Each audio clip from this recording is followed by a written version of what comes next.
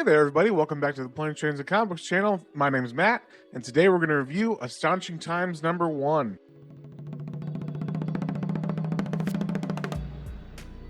But before we get into that, if you guys wouldn't mind sharing, subscribing, all that good stuff, it really helps out the channel and it lets me know what you guys really like so I can make some good content for you. So with that being said, let's get straight into it. So as you can see, this is actually a comiXology original. These are being released on comiXology, and if you have a comiXology Unlimited monthly subscription, it's actually like a free comic. I checked this out because it's actually by like a YouTuber that I watch, and he's also a podcaster that I listen to called Variant. You might have heard of them. They're a pretty large comic book channel, but the writer of this book is one of them, at least, is Aries Quinones. So he is the host of the Variant podcast and YouTube channel.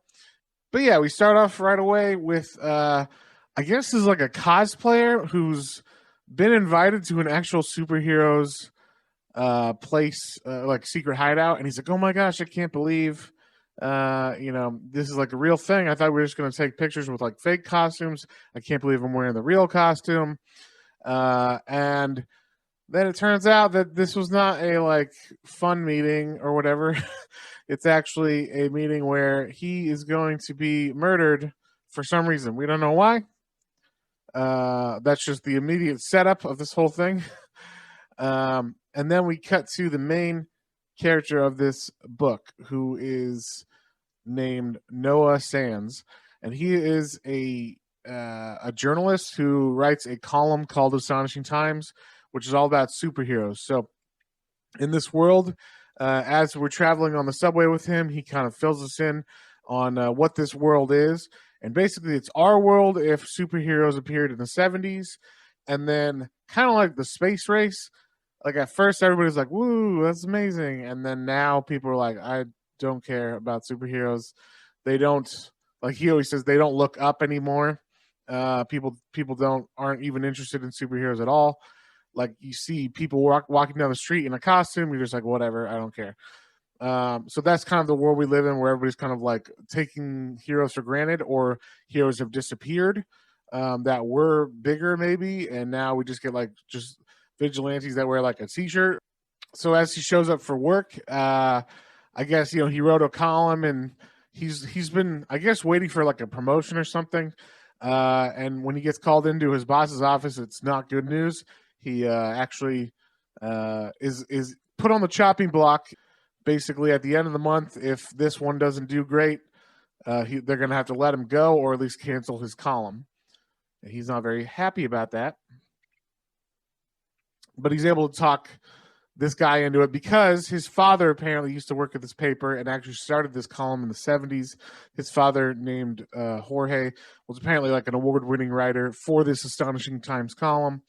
And he's trying to live up to that name, and also kind of guilt trips his boss Jerry, who actually knew his dad. He's like, "You got to let me do it for my old man. You got to let me, keep it alive. You owe my father."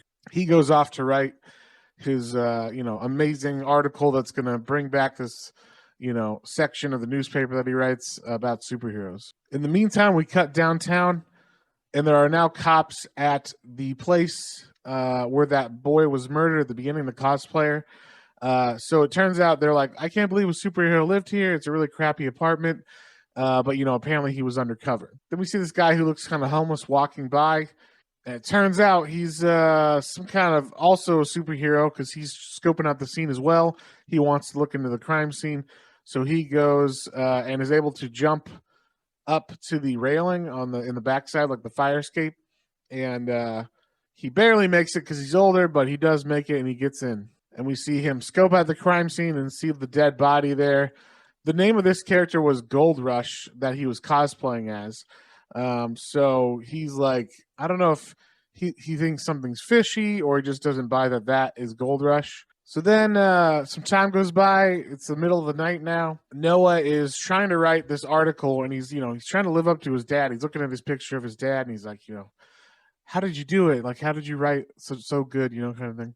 And then he gets a text from an unknown number that says, "Journalist, I found your, section in the paper. There's something you need to hear.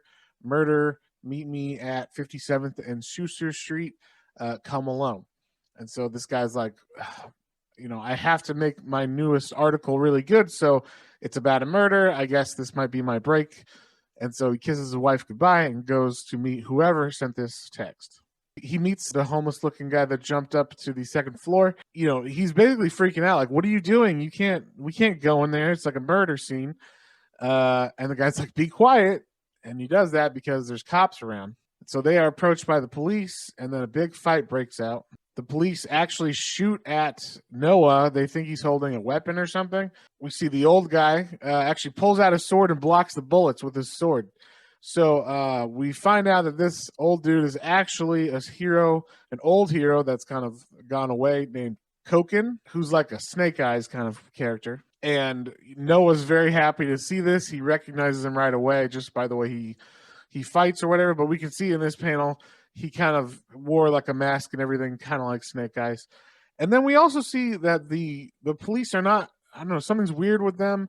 They have pink eyes, like both of them do, like they're being mind controlled or something. Koken says, hey, there's not supposed to be police here tonight. Like, you're all supposed to be off. And he's able to actually break, to get the police unarmed and like incapacitate them. And when he's trying to question the one in his arms, the guy says, I can't think. And he like passes out, or maybe dies, but it looks like he passes out. And before they get any further, the other officer that was down is not down anymore. He's able to make a radio call to all the other cops. So they have to hightail it out of there. And that's where I'm going to leave this one, because I don't want to spoil the whole comic, but there's a little bit extra that kind of lead into some of the other storylines. So, and yeah, it's basically left with Noah being very excited that this is going to be his big story. Now he's on the run with Koken, who, I don't know, is going to uncover what's going on with this murder. So all in all, pretty fun comic. I mean, for a number one of a straight to digital comic, it's pretty interesting. And I do think, it's kind of risky having your main character be like a journalist. Obviously they're going to have to be in an office. They're going to talk a lot. They're going to type a lot. We're going to hear a lot of their inner thoughts. So that can be kind of boring if not handled correctly. But I thought there was a good mix of action and then getting to know the character and the world in this one, that it wasn't boring.